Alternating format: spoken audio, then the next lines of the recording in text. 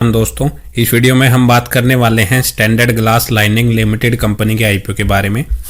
तो कब से यह आईपीओ खुलने जा रहा है, कितने करोड़ रुपए का कंपनी इशू साइज लेके आई है, उसका प्राइस बैंड क्या रखा है, कंपनी मार्केट से पैसा क्यों रेज कर रही है, कंपनी बिजनेस क्या करती है, इसके फाइनेंशियल्स क्या है, कंपनी का पीछे का ट्रैक रिकॉर्ड क्या है, हमें इस आईपीओ में अप्लाई करना चाहिए या इसको अवॉइड करना चाहिए, और अप्लाई करें तो लॉन्ग टर्म के लिए करें या शॉर्ट टर्म के लिए, और इसका करंट ग्रे मार्केट प्रीमियम कितना चल रहा है, और यह हमें लिस्टिंग गेन कितना बना के दे सकता है।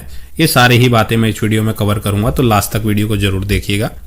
तो अगर हम सबसे पहले कंपनी के बिजनेस की बात करें तो कंपनी की जो स्थापना है वो 2012 में हुई थी, मतलब कि 12 साल इस कंपनी को हो चुके हैं। तो कंपनी इंजीनियरिंग इक्विपमेंट बनाती हुई नजर आ रही है फार्मास्यूटिकल एंड केमिकल सेक्टर के लिए। कंपनी जो ये इक्विपमेंट बनाती है उनकी जो टोटलिंग जो production, manufacturing, engineering, design, assembling and installation तक का ये काम कंपनी खुद ही करके देती है। इससे होता यह है कि कंपनी के जो अदर प्रोसेसेस के जो खर्चे हैं वो बच जाते हैं, जिसका इफेक्ट कंपनी के प्रॉफिटेबिलिटी पे भी ज्यादा पड़ता है। कंपनी के प्रोडक्ट पोर्टफोलियो में अगर हम देखें तो उसमें company reaction system, storage, separation and drawing system, plant and engineering की सर्विसेज ये कंपनी प्रोवाइड करवाती हुई नजर आ रही है। कंपनी जो ये प्रोडक्ट बनाती है वो काफी स्पेशलाइज्ड इंजीनियरिंग इक्विपमेंट बनाती है, जिसमें company mainly glass line material, stainless steel and निकल एलॉय कंपनी यूज करती है। और कंपनी के जो अगर हम कस्टमर्स की बात करें तो काफी नंबर ऑफ कस्टमर्स कंपनी के देखने को मिल रहे हैं, जिनमें काफी बड़े बड़े नाम भी शामिल है,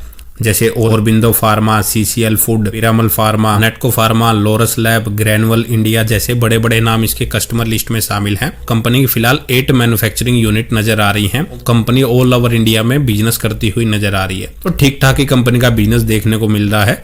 और इसके अगर हम फाइनेंशियल्स की बात करें तो कंपनी का अगर आप रिवेन्यू देखेंगे पिछले 3 सालों में ऑलमोस्ट डबल से ज्यादा हो चुका है। 2022 में कंपनी का रिवेन्यू लगभग 241 करोड़ के आसपास था, जो बढ़ के 2024 में 549 करोड़ के आसपास हो चुका है। और फाइनेंशियल 25 के सेकंड क्वार्टर तक 312 करोड़ का कंपनी रेवेन्यू जनरेट किया है। अगर हम पूरे ईयर की एवरेज निकालें तो अप्रोक्स लगभग 600 करोड़ के रिवेन्यू को कंपनी इस साल क्रॉस कर सकती है। वो घट भी सकता है, बढ़ भी सकता है, यह सिर्फ एक आइडिया है। और अगर हम प्रॉफिटेबिलिटी की बात करें तो कंपनी का जो प्रॉफिट है वो 25 करोड़ का प्रॉफिट 2022 से बढ़ के वो 60 करोड़ का हो चुका है 2024 में। और अभी ओवरऑल इस फाइनेंशियल ईयर की एवरेज निकालें तो अप्रोक्स 70 करोड़ के प्रॉफिट को कंपनी इस साल क्रॉस कर सकती है। और कंपनी के अगर हम रिजर्व की बात करें तो 261 करोड़ रुपए कंपनी के ऊपर रिजर्व हैं और 173 करोड़ रुपए का कर्जा भी देखने को मिल रहा है। 3-4 सालों में कंपनी के ऊपर जो डेप्ट है वो काफी बढ़ती हुई नजर आ रही है। और कंपनी के एसेट्स की बात करें तो वो भी काफी तेजी से बढ़ रहे हैं। तो कंपनी की बैलेंस शीट है वो ठीक ठाक नजर आ रही है। कंपनी का डेप्ट टू इक्विटी रेशियो देखें तो वो 0.32 का है और कंपनी लगभग 43 के मल्टीपल पीई पे अपने आईपीओ को लेके आ रही है। तो इसकी वैल्यूएशन को अगर हम इसके पीयर कंपटीटर से कंपेयर करें तो इसके जो लिस्टेड कंपटीटर्स हैं उसमें GMM Pfaudler, HLE Glascoat, Thermax and Praj industry इसके लिस्टेड कंपटीटर्स हैं। उनका जो पी रेशियो चल रहा है वो 30 से 81 के आसपास नजर आ रहा है। तो कंपनी ऑलमोस्ट इंडस्ट्रियल पी के आसपास ही अपने आईपीओ को लेके आ रही है। लेकिन अगर अर्निंग्स वाइज कंपेयर करते हैं तो इसका जो ईपीएस है वो 3.52 का है और इसके जो अदर कंपटीटर हैं उनका जो ईपीएस है वो इस कंपनी से कई गुना ज्यादा देखने को मिल रहा है। मतलब ये कंपनी काफी उनके कंपैरिजन में काफी छोटे स्केल पे भी अपना बिजनेस कर रही है। तो काफी छोटी ये कंपनी उनसे नजर आ रही है। तो ओवरऑल वैल्यूएशन देखें हम कंपनी की तो ओके ही वैल्यूएशन पे कंपनी अपने आईपीओ को लेके आ रही है। और ना तो ज्यादा हम उसको महंगी कह सकते और ना ज्यादा उसको सस्ती, ठीक ठाक वैल्यूएशन कंपनी ने रखी है। कंपनी जो मार्केट से पैसा रेज कर रही है उसका यूज कंपनी अपने प्लांट के एक्सपेंशन के लिए करने वाली है। उसके लिए जो मशीनरी और इक्विपमेंट की जरूरतें पड़ेंगी वहां पे इस पैसे का यूज करेगी। साथ ही कंपनी के ऊपर जो कर्जा चल रहा है और इसकी जो subsidiary company S2 engineering industry private limited उसकी बोरोइंग यानी कि उसके कर्जे को पे करने के लिए कंपनी इस पैसे का यूज करेगी। साथ ही इसकी सब्सिडरी कंपनी में S2 engineering industry private limited में कंपनी उसके एक्सपेंशन के लिए भी इस पैसे का यूज करेगी। उसके लिए भी जो मशीनरी और इक्विपमेंट की जरूरतें पड़ेंगी वहां पे इस पैसे का यूज करेगी। फ्यूचर में कंपनी कुछ एक्विजिशन और इन्वेस्टमेंट कर सकती है, वहां पे इस पैसे का यूज करने वाली है। और जनरल कॉर्पोरेट पर्पज के लिए कंपनी इस पैसे का यूज करेगी। तो ये तो हो गई कंपनी के बिजनेस, उसके फाइनेंशियल और कंपनी के ऑब्जेक्ट की बातें। अगर हम इस आईपीओ की बात करें तो ये आईपीओ हमारा 6 जनवरी से खुलेगा और 8 जनवरी तक खुला रहेगा। 133 से 140 रुपए पर शेयर इसका कंपनी ने प्राइस बैंड रखा है और एक लॉट में कंपनी आपको 107 शेयर इसमें ऑफर कर रही है। और अगर हम टोटल इशू साइज की बात करें, कंपनी 410 करोड़ रुपए का इशू साइज लेके आई है। तो कंपनी 210 करोड़ रुपए फ्रेश इशू के जरिए और ऑफर फॉर सेल के जरिए 200 करोड़ यहाँ पे रेज कर रही है। मतलब 210 करोड़ रुपए जो फ्रेश इशू से रेज कर रही है वही कंपनी के ऊपर यूटिलाइज किया जाएगा। जो बाकी बचा हुए 200 करोड़ रुपए हैं वो कंपनी के शेयर होल्डर्स के खाते में जाएगा। 9 जनवरी के दिन इसके अलॉटमेंट का पता लगेगा। 10 जनवरी के दिन जिनको अलॉटमेंट नहीं मिलता उनका रिफंड आ जाएगा।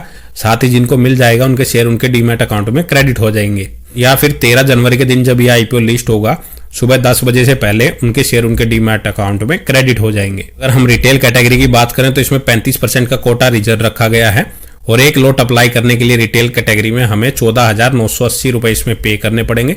टोटल मैक्सिमम हम 13 लॉट इसमें अप्लाई कर सकते हैं। और प्री आईपीओ अगर हम प्रमोटर्स की होल्डिंग्स देखें तो वो लगभग 72.5% की नजर आ रही है। और अगर हम इस आईपीओ का लेटेस्ट ग्रे मार्केट प्रीमियम देखें तो इसका जो लेटेस्ट ग्रे मार्केट प्रीमियम चल रहा है वो 83 रुपए के आसपास चल रहा है। ये लगभग 59% के आसपास चलता हुआ नजर आ रहा है। तो काफी अच्छा लिस्टिंग गेन आपको बना के दे सकता है।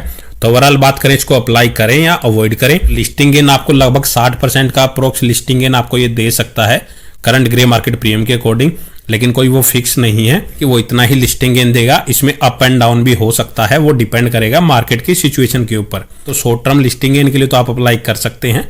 और लॉन्ग टर्म की भी उससे बात करूं तो कंपनी का जो बिजनेस है वो ठीक ठाक नजर आ रहा है। पिछले 2-3 साल से जो कंपनी की ग्रोथ है वो काफी अच्छी रही है। लगभग उसका जो रिवेन्यू है वो डबल से ज्यादा हो चुका है पिछले 3 सालों में।